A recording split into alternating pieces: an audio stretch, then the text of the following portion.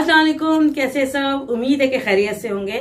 आज मैं बना रही हूँ भुना गोश्त, जो कि इंडिया से फरमाइश की है परवीन बहन ने। मेरे चैनल को देखने वाले जो तमाम इंडियन है उन सब का मैं शुक्रिया अदा करना चाहती हूँ, जो उन्होंने मुझे इतना सपोर्ट किया और मेरी वीडियो को लाइक किया। तो चले जी, हम बनाते हैं भुना गोश्त, और वो भी झटपट।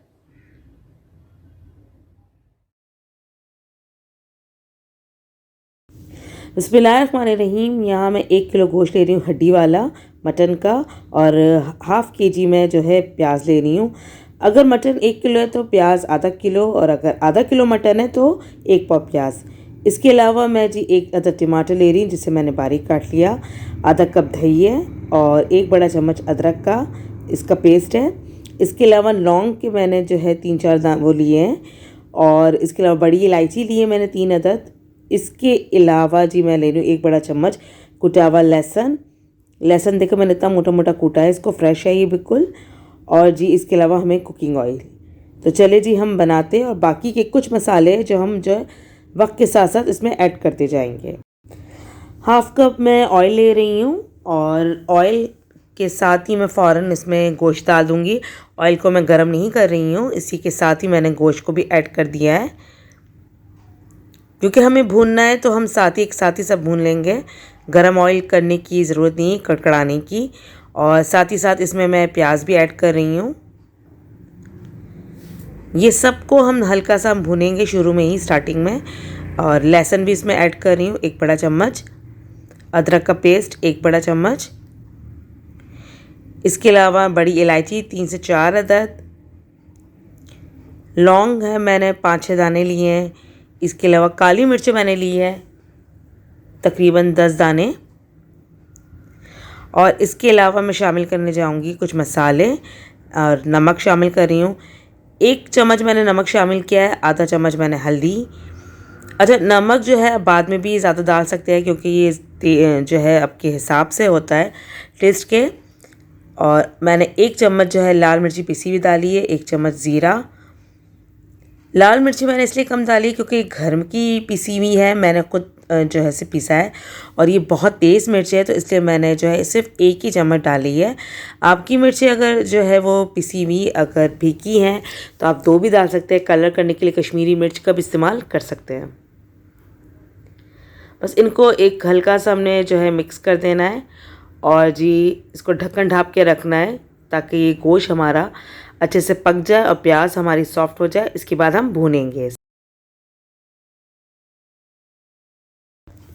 देखिए जी पानी में हमारे जोश आ चुका है, तो अब इसको जो है हम चूल्हा स्लो कर देंगे और ढक्कन ढाँप के रख देंगे तकरीबन आधे घंटे के लिए। 20 से आधा घंटे में ये गोश्त हमारा गल जाएगा, और इसके बाद हम देखेंगे इसको। देखिए इतना शोरबा है, और हमारा जो गोश्त है वो 50% ज़्यादा हमारा डन हो चुका है। अभी सिर्फ इसको जो है 15 मिनट हुए थे। कुकर है तो कुकर में ये मज़ीद आपका जल्दी हो जाएगा, तकरीबन 8 से 10 मिनट में। अब मैं इसके अंदर जो इतने शोरबे में टमाटर भी शामिल कर रही हूँ, ताकि ये अब जो है ये सॉफ़्ट हो जाए और अच्छे से पक जाए। शुरू में इसलिए नहीं शामिल किया था क्योंकि ग्रेवी बनानी होती है, और टमाटर बिल्कुल अपना जो पानी छोड़ के बिल्कुल गायब हो जाते हैं। लेकिन बाद में डालने से ये होता है कि ये नज़र भी आते हैं, और हमें भुनावा जो हमें चाहिए होता है गोश्त, उसमें ये बहुत अच्छे लगते हैं। बस अब गोश्त हमारा तकरीबन गल चुका है, पक चुका है इसको अच्छे से, और इसको अब भूनते जाना है, चम्मच चलाते जाना है और पानी खुश्क करते जाना है। जैसे जैसे आप इसको जो है पकाते जाएंगे वैसे वैसे ये पानी जो है इसका खुश्क भी होता जाएगा, और मसाला जो है वो इसका भूनता जाएगा, और प्याज तमाम टूट जाएंगी इसकी। अच्छा जी, मैंने साथ ही साथ दही भी ऐड कर दिया है, और मुझे नमक कम लग रहा था तो मैंने जो है आधा चम्मच नमक का मज़ीद डाला है, और आधी जो चम्मच जो है मैंने फिर से जो है लाल मिर्ची पीसी भी डाली है। बस जी इनको फिर दोबारा से जी हम भून लेंगे। और 1 चम्मच समझे अब हो गया हमारा ज़ीरा। पहले हमने आधा चम्मच डाला था और अब हम वापस से डाल रहे हैं। तो ज़ीरा बेसिकली हमें खुशबू दे रहा होता है, तो आप चाहे तो पिसा हुआ भी डाल सकते हैं, लेकिन यहाँ पे खड़ा ज़ीरा डाला है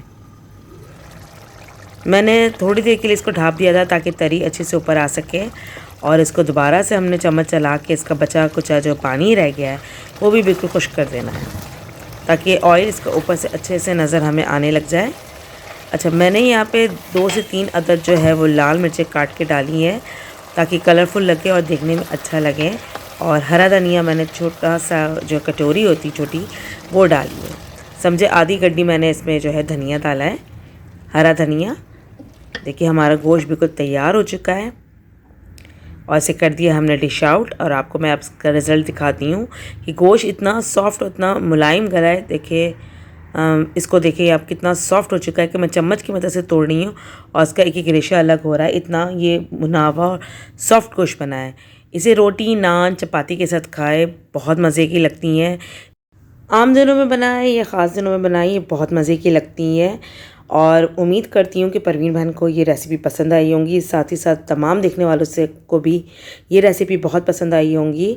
अगर ये रेसिपी पसंद आई तो इसे लाइक शेयर ज़रूर कीजिएगा और कमेंट्स करके भी बताइएगा कि आपको ये रेसिपी कैसी लगी। और नए देखने वालों से गुजारिश है कि मेरे चैनल को सब्सक्राइब कर दें। अपना बहुत सा ख्याल रखिएगा। अल्लाह हाफ़िज़।